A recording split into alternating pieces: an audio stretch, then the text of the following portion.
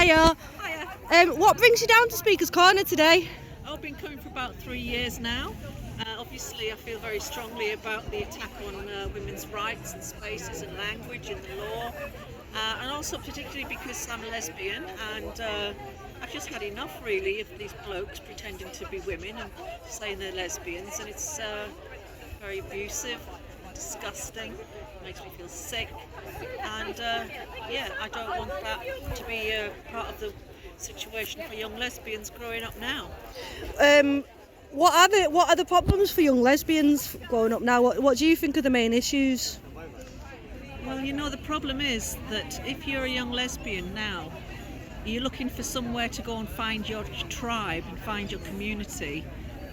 When I was coming out, in the 80s, there was loads of things to do. You could go and meet people in clubs and pubs and bookshops and coming out groups and social groups and all kinds of stuff.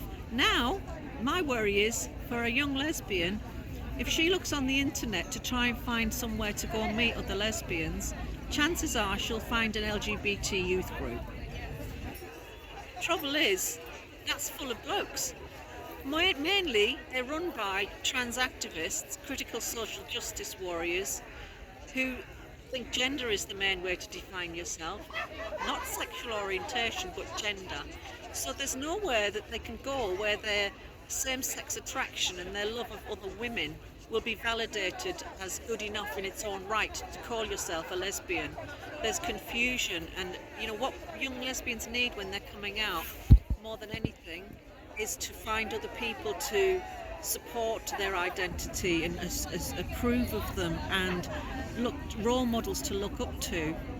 And that's what helped me when I was coming out, meeting other lesbians older than me, realising that it was all right to be a lesbian and that, they had good lives and they were happy and they were getting on with stuff. So now they go along to clubs and pubs and spaces where there isn't anybody that they can meet that feels the same as they do. So they don't get the validation, so they end up more confused, and the risk is that if they're butch lesbians, they might well even end up feeling like maybe they're not women at all. They might end up going down the route of thinking that maybe the fact that they're a bit masculine and that they fancy women put them together. Does that mean that you maybe should have been a bloke? Yeah. So that's the risk now, that the support that is available doesn't necessarily help a lesbian along the process of becoming happy and confident to be a lesbian. It can undermine it, if anything. Yeah.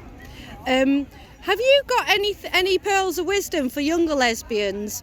Like you coming out, how was it for coming out for you back in the day? Well, we're talking a very different time because there was no internet then. So in a way that was good and bad, because in a way you couldn't get on the internet and lost down rabbit holes and meeting all kinds of dodgy people. You did have to make more of an effort, so you had to actually go and speak to people. So in the old days you would do it by meeting a friend of a friend who was gay, and that friend would then support you in your coming out process, and they would take you out to meet other gay people, and they would introduce you to different pubs and clubs and things like that. So in the old days it was much more in person.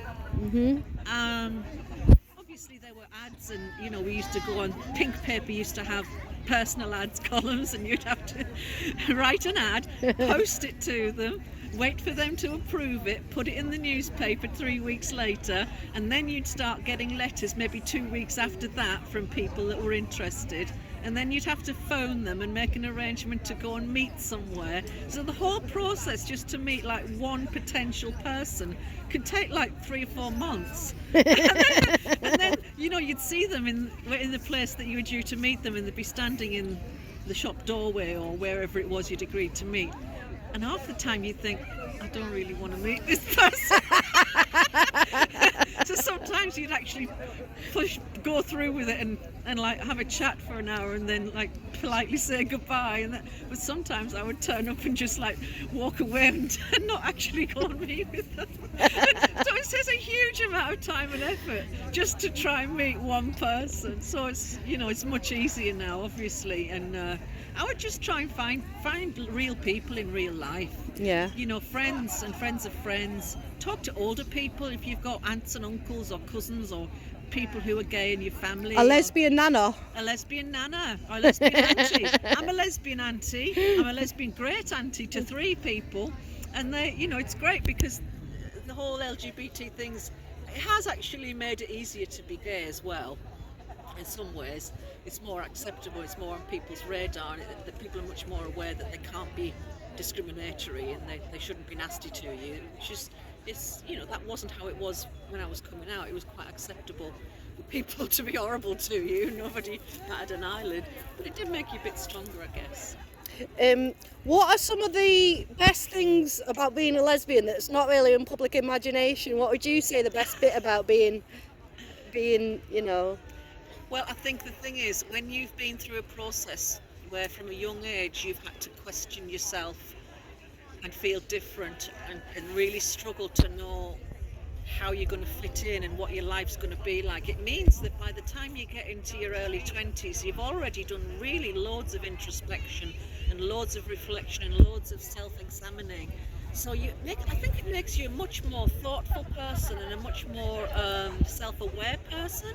So when you meet other people who are in the same position as you and they've been through that process as well, it's really great because you can have really deep conversations and you get to know people really on a different level. And I've made some amazing friendships that have lasted my entire adult life with women, and they're like sisters, they become like your family.